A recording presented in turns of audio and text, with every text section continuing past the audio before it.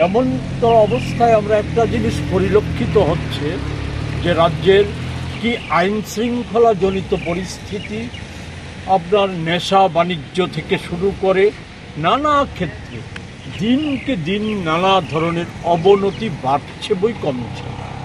এবং এর পেছনে আমরা দেখছি যে নানাভাবে প্রভাবশালী অংশ নানাভাবে এই সমস্ত সমাজদ্রোহী কার্যকলাপ, নেশা কারবার, এই সমস্ত কিছুকে উৎসাহিত করছে।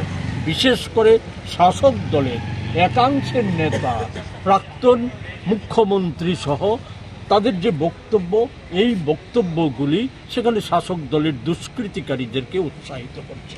এর ফলে এই সময়ে রাজ্য জুড়েই কংগ্রেসের দলীয় কর্মসূচি, এমনকি বিধায়কদের যে কর্মসূচি, এগুলি আক্রান্ত হচ্ছে। বিধায়কের বাসভবন আক্রান্ত সহ আমাদের অফিস আক্রান্ত হচ্ছে। গত পরশুও শান্তির বাজারের মতো জায়গায়, সেখানে আমাদের যে অফিসটা আগেই পুড়িয়ে দেওয়া হয়েছে, সেই জায়গায় একটা অনুষ্ঠানের সাজসজ্জা করা হয়েছিল, এই সমস্ত কিছুকে ধ্বংস করে দেওয়া হচ্ছে। এই জাতীয় ঘটনা আমি বিস্তারিত বলতে চাই না। এছাড়া যে জনজীবনের